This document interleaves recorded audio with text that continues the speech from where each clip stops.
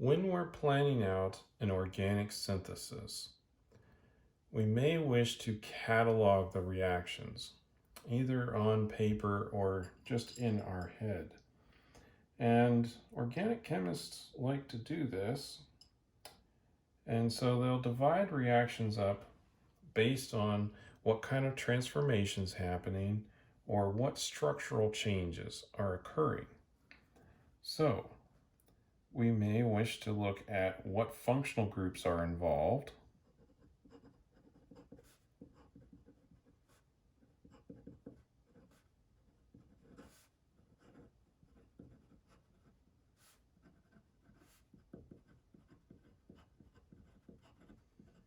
Now, this goes for both our reactants and our products. It's important to consider what functional groups we're able to transform, say from an alcohol to a bromide using PBr3, for example. That would be a functional group transformation, and we would categorize this under we're able to take an alcohol and turn it into a halogen. Another overall reaction that we should consider is what kind of structural changes are possible.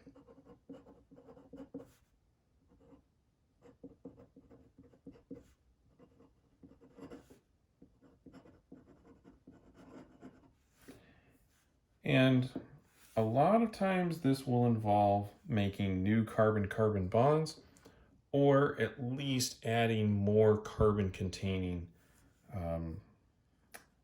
atom, or a larger carbon-containing group. So that way we can take smaller molecules and build it up into a larger one.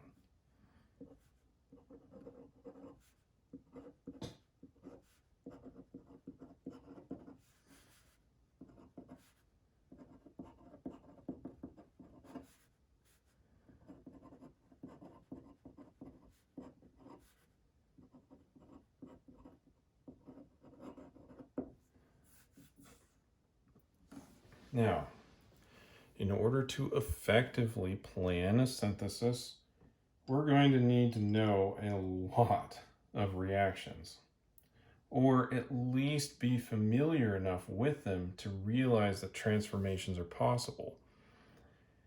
That way we can think, oh, I could take this functional group and I could turn it into that. Or I could use this area on the molecule and I could add a new carbon-carbon bond there, right? Like an alpha carbon, I can add additional carbon bond on there.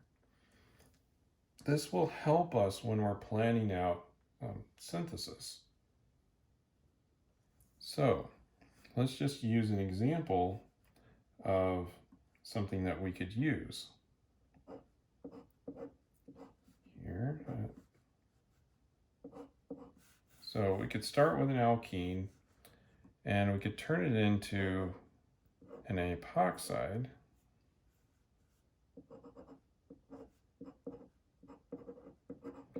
Using MCPBA.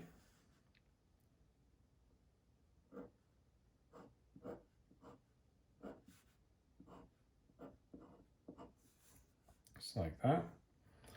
Then we could open the epoxide using a Grignard reagent.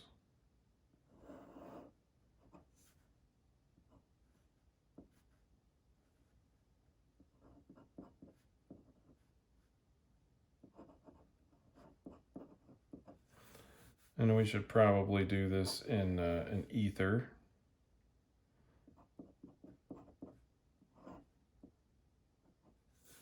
Like this, like diethyl ether. It's typical solvents for Grignard. And then we'll have to have our little acid workup step so that we can protonate the alcohol that's going to form when we open up this epoxide ring.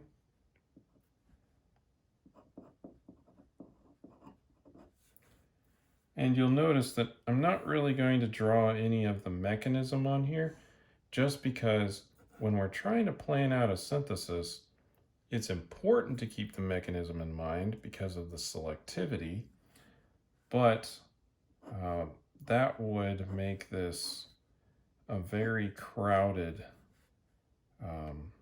paper. So we have to kind of watch for that.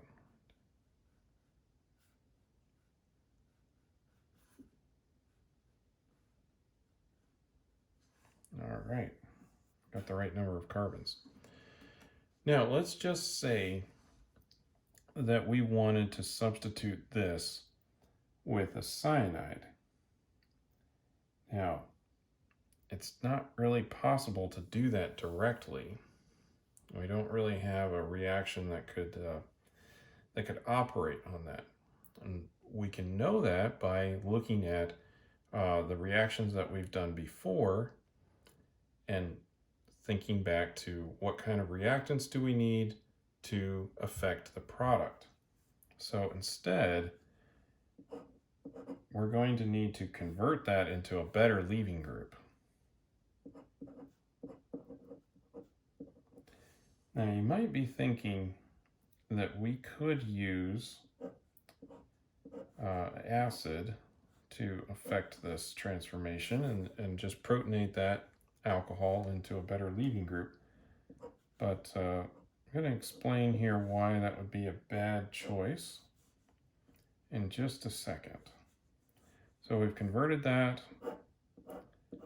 Then we could use a little bit better nucleophile to come in and do the substitution there.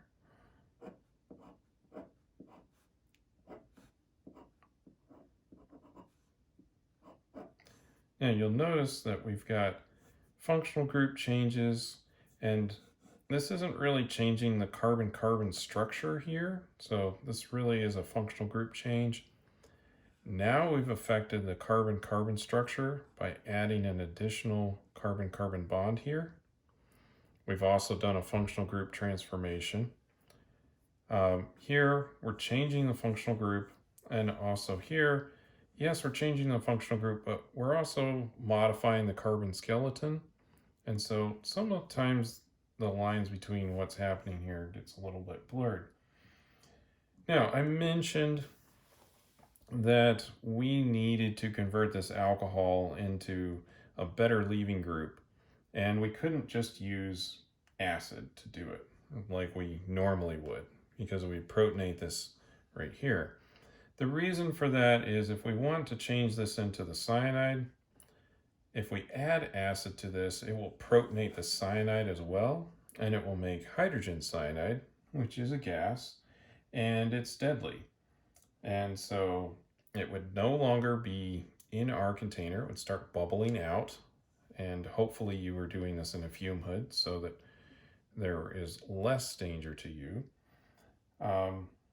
But then it will also no longer be reactive because we've protonated it, and that gets rid of the negative charge. So you have to look at some of these other factors when you're looking for reactions. Now, while we're thinking about cataloging reactions, generally speaking, any organic chemistry textbook will likely have tables in the back of it, and maybe even in the back of chapters that do this process for us. And generally in the back of the book, it will include all of the reactions that the book talks about. This can be very useful when we're planning synthetic routes, because then we can pick from each reaction. Now, we will have to look at the finer points of each one, the selectivity, the stereochemistry that happens, but looking at those tables can be quite useful just to see we can take an alcohol towards a bromide, for example, or we could take an alkene towards an epoxide. Knowing those reactions is helpful, and we may need to be reminded of them by looking it up in a table. Now, another thing to mention is some textbooks or some books will categorize these reactions not just from a reactant perspective, but also from a product perspective. So they may have the reactions cataloged by, we can take these reactants, like say alcohols, and transform them into, and then it has an entire list of what you can do. Or you may also be able to look up a table that shows how to make alcohols. So here's all of the things that we could use to transform into an alcohol. So those are useful resources, and that's generally where to find them.